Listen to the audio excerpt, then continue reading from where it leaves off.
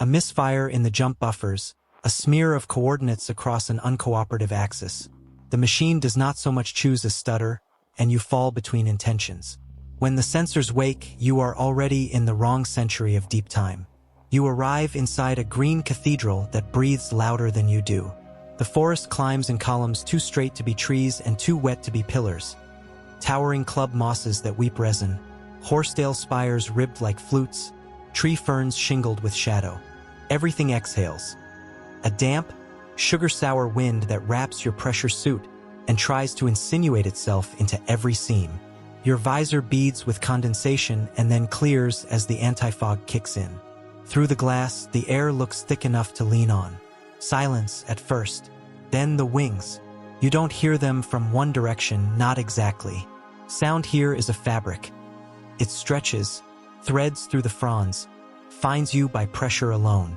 The initial beat is low, like a hand against a drum, and then the harmonics stray into something brittle that tastes like coin metal at the back of your throat. Your suit reads oxygen levels that would scandalize a medic and flashes a polite warning you swipe away. You kneel, gloved fingers pressing into soil that isn't soil yet, a black sponge of plant fall and newborn coal. Your weight leaves a bruise that slowly fills with seeping brown water. Move, says some preserved instinct, but not straight, not here. The first of them coasts into view on a plate of sunlight. Wings broader than your outstretched arms, glassy panes netted with veins, a head like lacquered obsidian that tilts, measures angles. Giant dragonfly, its thorax bulges with breath. The air is rich and its body is a furnace. It can afford the luxury of being huge. It hovers with a confidence that shrugs at gravity and the drag of humid air. A little god composed of twitch and hunger. It is not alone. Farther off, among the chevrons of fern leaves, other wings articulate the light, opening and shutting a dozen windows in quick succession. You understand, without needing to run the numbers, that straight lines belong to prey. Your suit remembers a protocol fragment you almost forgot. Don't break the silhouette. You are a column among columns, a dark interruption in a choir of verticals. The visor projects a ghost overlay of your outline against the forests. Your shape is too clean, too human. You let your body sink, shoulder to shoulder with a fallen trunk spongy with rot, and angle your helmet to break your profile into fern pattern and bark. Your heart taps at your ribs like a blind hand looking for a switch. The algorithm in your head, half training, half superstition, unrolls a single imperative. Don't offer them a vector. Move in pieces. Move as if you were scattered. You test it. A slow drift of the right knee, not forward but sideways into a pocket of dark. Pause. Let the fronds reknit around the new you. The dragonfly hangs, unfold or only patient. It tracks the idea of you, not the shape, reading tiny pressure inflections in the air, the way your heat rearranges humidity. A second giant passes overhead, its body casting a cool shadow pinned with light in the seams. You taste resin again. The forest is a throat. You are a crumb on its tongue. The canopy mutters as something heavy rearranges it. An armored millipede as long as a car, its segments moving like a zipper closing. It doesn't care about you unless you become a line that intersects its path. Everything here speaks geometry. A straight dash is a flare in the language of motion. It says panic, and panic becomes permission. The dragonfly lowers, its legs dangling, testing the distance the way a hand tests a stove. You blur your outline a little more. Left shoulder scoots, right shoulder settles back. Helmet dips then cants, as if several smaller U's took turns being visible. The heads-up display plots a jagged, stuttering trajectory like shattered glass. You remember the line they repeated in simulation, never quite believing you'd need it in a place this old. Never break your silhouette. Move in a broken path so the world can't draw a bead. You believe it now because belief becomes breath. A ripple of wings. Not a swarm, not yet, but the preface to one. Something in your motion has been close to wrong. The air flickers with their interest, every pane catching a shard of sun. You can't sprint. A sprint would resolve you into a statement. You can't freeze. Freezes are straight lines with ambition. You choose the third option, a patient disassembly of yourself. Elbow pause. Hip pause. Slide the foot into a waiting gutter of leaf mold. Let the black water kiss the boot and then forget about you. The dragonfly's head ticks. The compound eyes are mosaics of your almost shape. A gust moves the ferns. Your silhouette dissolves into a pattern no predator would find nourishment in. The first hunter loses a fraction of certainty and climbs, banking toward a shaft of heat farther downslope. Some frog-sized thing that here might be dog-sized, careless in the noon. The rest reconsider. The fabric of sound slackens. You breathe, and the suit scrubs your breath into something that won't advertise your interior. The forest returns to its base note. Drip, click, faint rasp of plant skin expanding. The sky is merely a rumor behind the green. Your machine is gone, no ping, no beacon through the sheeted humidity. There is only the rule and the long, vertical hours it must be applied to. You are a mote in a world designed to notice motes, and you have just barely learned how not to be a line. You compose yourself into columns and shadows and begin to move, not forward, but apart. The forest never ends. It is not a landscape but an architecture, endlessly repeating motifs of height and dampness. The canopy rises so high that even your augmented optics cannot trace a clean edge. Instead, light dilutes upward until it frays into a gray, lidless ceiling. You are at the floor of a lung too large to comprehend, breathing inside its alveoli. Every breath you take is a theft from the green machinery that built this atmosphere to excess. Moisture beads and runs down your visor in wandering rivulets. The suit's filters hiss more often than they should, fighting not poison but saturation. Oxygen like syrup, water vapor that wants to condense into your throat. Even through the controlled climate of your gear, your skin prickles with the feverish density of air. It's not just wet, it's weighty. Every motion feels like pulling against a muscle that isn't yours. The ground sucks at you. Layers of fallen fronds, decayed mosses, mats of fern fiber form a mattress that squirms when stepped on. Sometimes it gives, and your boot plunges ankle-deep in a broth of dark water, releasing a breath of methane that tastes metallic even through filters. Other times it holds, springing you upward with an unstable buoyancy that forces each step into hesitation.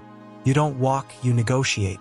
Everywhere, the bodies of plants rise with geometric obsession. Tall trunks ribbed with scars, stems jointed like bamboo, roots tangled into swollen knots. None of them belong to the future forests you knew. There are no flowers, no fruit. This is a world before petals, before sweetness, before birds. Green without grace. The sound is the strangest thing. Not silence, never silence, but an arrangement of pauses. The insects own the acoustic spectrum here. At any moment a low, mechanical drumming begins in the middle distance, punctuated by rattles like dice shaken in wooden cups. A wing beat the size of a flag flapping can reach you from hundreds of meters away, blurred and muffled by wet air until it feels less like hearing and more like your ribcage being touched from outside. You are aware that everything here is magnified. The spiders string cables as thick as twine between pillars, their orbs trembling with droplets like a net of glass beads. A centipede, armored and patient, clambers over a moss slope, every segment jointed in relentless sequence, antennae like probing wires. Even the ants, if ants they can be called, carry heads like polished helmets and cut paths through the detritus with a collective insistence that makes the earth sag beneath them. But it is the wings that rule. They patrol the air the way tides patrol the shore. Shadows fall and retract above you, translucent sails intercepting shafts of white light and staining them in amber. When they cross, you feel not threatened but corrected, as though your presence were a miscalculation in their system of geometry. A dragonfly returns, not the same as before, perhaps not different either. Its body is striped like burnished metal, its wings hinged in impossible synchrony. It hovers, facing you but not recognizing you as individual. You are a problem of edges, not of flesh. Your chest locks, and the suit notes your elevated pulse with detached courtesy. Further off, a shape breaks from the vertical order. Something massive, its body dark and clubbed with joints, shifting between tree trunks. A scorpion, long as a man is tall, its pincers clattering as it grooms itself. The tail arches like a loaded mechanism, but it ignores you, Yet, the forest is thick with indifference, and indifference here is a temporary grace. The machine that spat you here is gone, erased into strata you cannot dig toward. Your only tools are the suit, your memory of instructions, and the geometry of survival. You repeat the words inside your helmet, the way someone lost repeats their own name. Never break your silhouette. Move in a broken trajectory, because straight lines in this place belong to prey. You crouch beneath fronds that sweat light, and the suit's diagnostics dim to a quiet ribbon at the edge of your vision. You've been waiting for the world to make the first mistake. It refuses, so you open the only manual that matters, etched not on plastic but on the inside of your bones. You recite it to yourself and then you obey. Rule 1. Do not break your silhouette. You are a column among columns, a rag of shadow stitched into greater shadow. To step out and reveal the outline of a person is to ring a bell only wings can hear.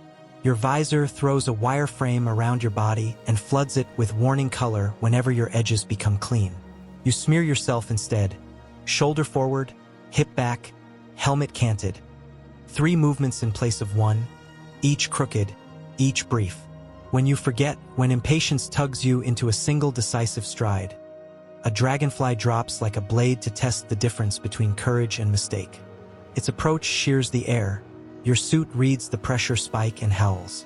You unmake the line, you come apart into angles, and the blade turns aside. The lesson is gentle only because you live through it. Rule 2. Move in pieces on the count of the forest. Everything here communicates in pulses. The canopy tilts with a slow wind. Ferns reset themselves like metronomes. You time your stutters to that rhythm. Elbow when the fronds shiver. Knee when a distant wing beat fattens the air. Helmet when droplets release from the high moss and spatter the ground in a soft drum roll. If you move on your own beat, you declare yourself a separate system. The mega-insects investigate discontinuities. They read them as ruptures in the weather of motion, tears that might reveal food. Once you move against the pattern, and a mantis the length of your arm swivels as if your mistake were a lit match. You stop. The wind regathers you. The match goes out. Rule 3. Mask your plume. Your suit scrubs exhalations, but not perfectly. Heat is a language, moisture is ink. In this density of air, even a modest warmth draws lines that climb your visor like ghosts. You learn to bleed heat into the environment in crooked intervals. A 5-count release through the spine radiator, 3-count pause while your coolant loops thicken, another 2-count through the thighs. Straight venting writes a thermal spear the dragonflies can follow. You test the rule with a single long purge and watch 2 translucent hunters falter mid-hover, correct their position, and face exactly where your invisible arrow points. You spend a minute pretending to be bark. When they drift away, you resume the broken exhale, contrite as prayer. Rule 4. Never cross a clean span. Between trunks, the air sometimes opens into tempting corridors where the ground crust holds and the light falls like a path. That is where webs live, cables thick as wire, geometry thrown like a net between pillars. The spiders here do not need venom to win. They require only your haste. A straight walk gifts them your mass in a single wrapped package. You probe with a fern rib, feel the taut music of silk thrumming back. You imagine your helmet catching, the suit servos pulling you harder into the trap as the wires flex, the vibration shouting your presence to whatever waits in the shadows. You back out and choose the mess instead. Sloughs, root knots, leaf mold. Your calves burn. Your timeline lengthens. Your outline stays illegible. Rule 5. Do not make lines in water. The forest floor is stitched with puddles that are not puddles but eyes. Dark lenses collecting tremor and light. When your boots drag a wake, it becomes an arrow printed on a polished page. Whirring predators skim low, tracking ripples as if following handwriting. So you step down and pause until the rings die. You redistribute weight in awkward triangles, heel to toe to side. When you must cross a pool, you seat it first. Toss fragments of bark. Let them fall as punctuation that confuses the sentence of your passage. Once, impatient, you take 3 quick steps. A skimmer the size of a crow scythes past your shin, tasting the line your leg wrote. Only your suit's shin plate takes the hit, and even that leaves a buzzing numbness. Rule 6. Let no surface flash. Gloss is a beacon. Wet visor, bright rivet. A smear of clean metal where bark rubbed away. Each is a straight shout of light in a world that worships matte. You dust yourself constantly with the forest's complexion, smearing resin and damp loam across plates and seams until you become a muted fragment of the understory. When your wrist plate catches a shaft of sun, a patrol of needle-bodied wasps pivots in a ragged, perfect unison. You freeze, but freezing is a straight line. Instead, you raise your other hand, crooked, to cast a fractured shadow across the flash, and the wasps lose the glint. Your map remains unread. You repeat the rules out loud, letting your voice vanish into the suit. You do not ask whether the forest cares. It doesn't.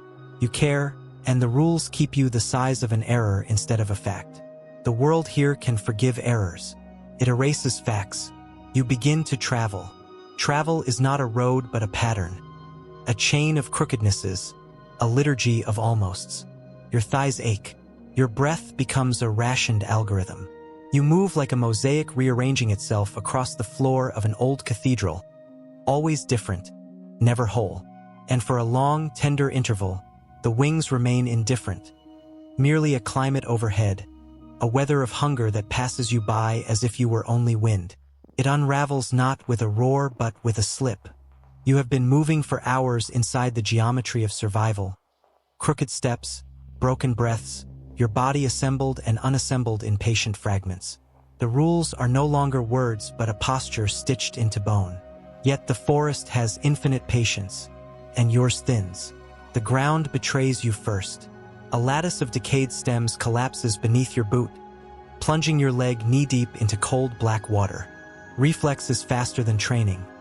You lurch upright, dragging yourself free in a single motion, too straight, too clean. The visor blinks an outline alert. Silhouette exposed. The air answers. It comes as a shiver of wings. Not one, not many, but a tide reorganizing itself around you. A dozen dragonflies vector inward, each adjusting angles with mechanical certainty. They do not hunt by scent or sound alone. They hunt by geometry, and you have just drawn them a perfect line. You scatter yourself in panic. Shoulder skewed, helmet tilted, knees jerking apart. The outline fractures, but too late. The swarm has memorized the sentence your body wrote. They do not forget lines once traced. You dash toward cover, a cluster of tree ferns, and realize mid-stride that you are sprinting, committing the worst heresy. A sprint is a spear, a declaration in space. The wasps rise from their shadows, sensing your trajectory. Their wings rasp like tearing parchment. The forest responds as one vast diagram. Webs tremble with vibrations. Skimmers slash low across the puddles where your strides draw ripples, and the air folds into corridors of pursuit. You are no longer a mote in camouflage.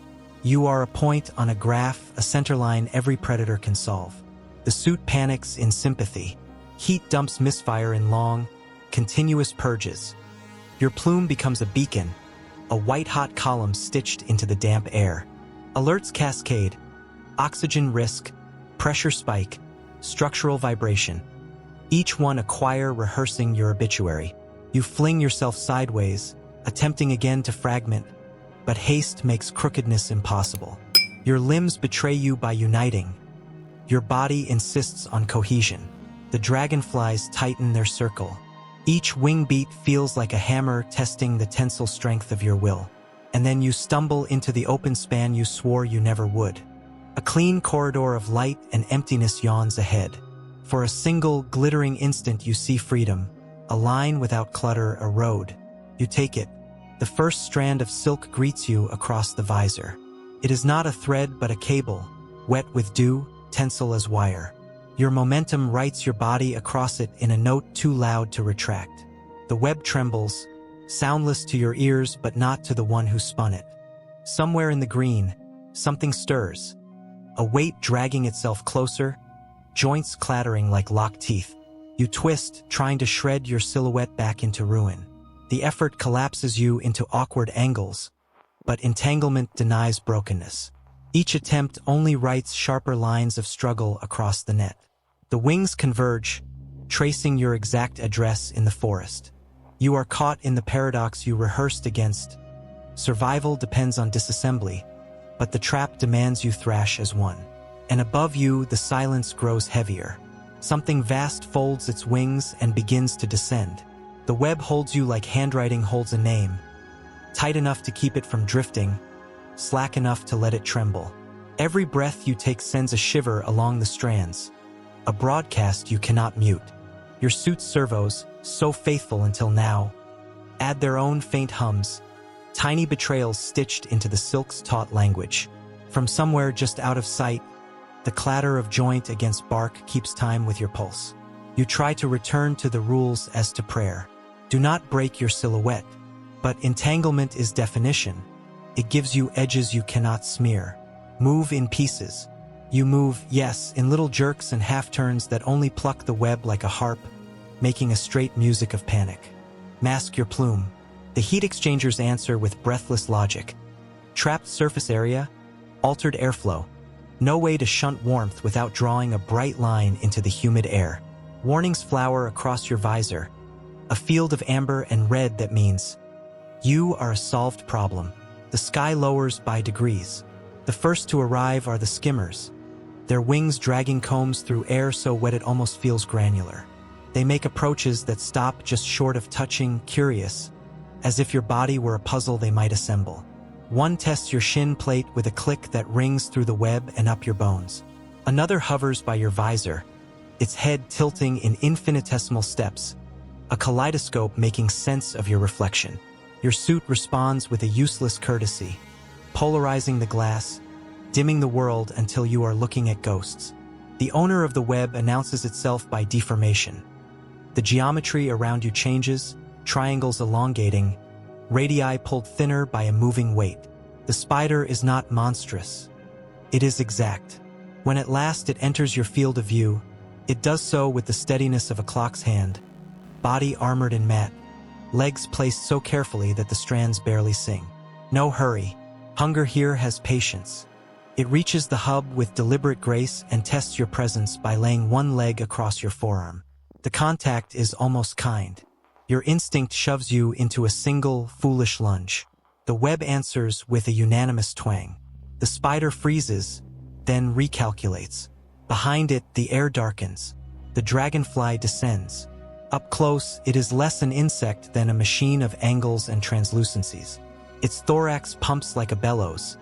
Its abdomen flexes with the contained vigor of a coiled spring. The wings speak the forest's algebra, every beat a correction.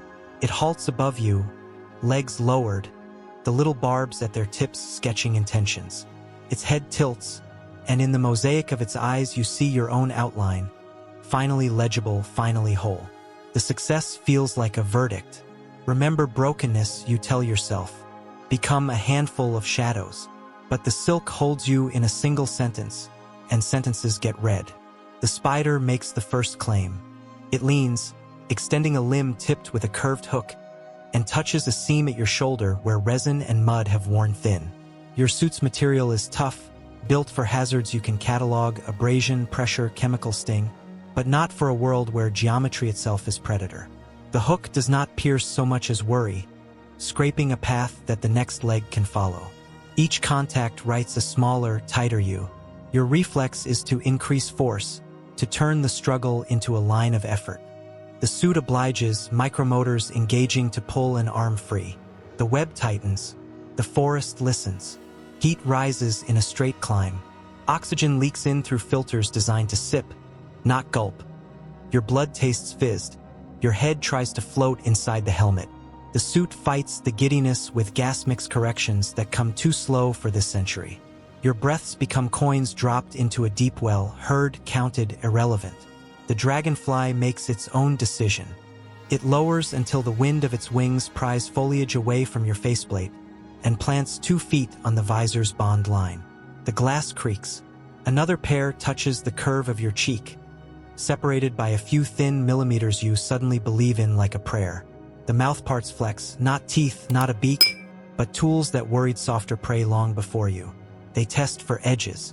You have supplied them. You try crookedness one last time. A roll of the left shoulder, a dip of the right, a stutter of the wrist.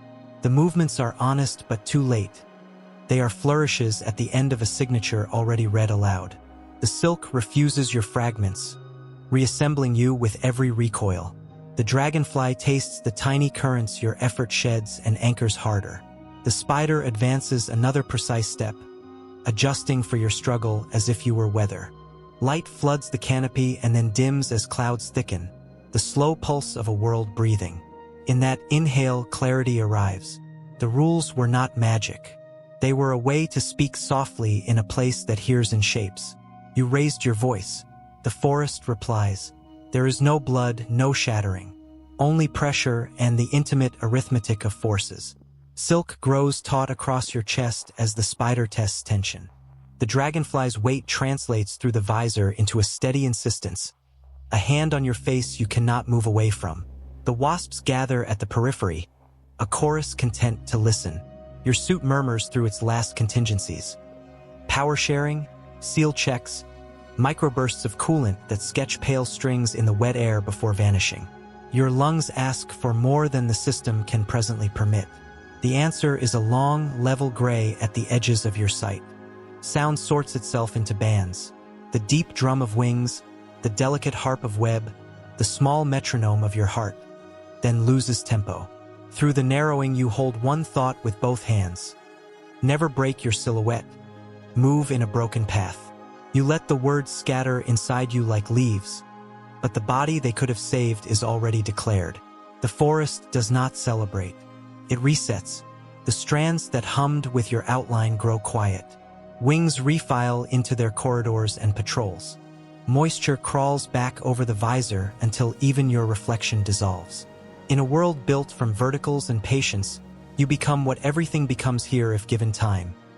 Another dark shape that does not speak, a smudge among pillars, an error erased without malice. And in that perfect, winged silence, the rules go on living without you.